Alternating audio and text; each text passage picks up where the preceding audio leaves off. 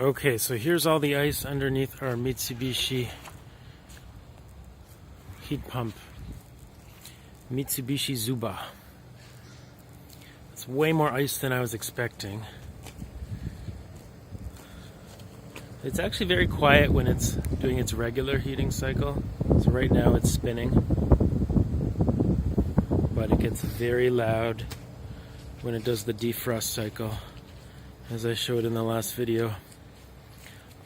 But I was very surprised to see how much ice buildup is here. I think for next winter what I'll do is I'll try to get it, I'll try and slope my patio stones there so the water will run further down towards the right here. It's coming a little too close to the house here. I don't like that. So, some of the ice already melted. Today's a warm day in February, which is very unusual in this area. Whoa, this is slippery.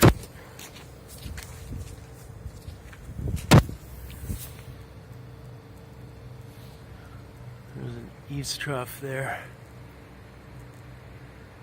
Downspout for an eaves trough coming right underneath there.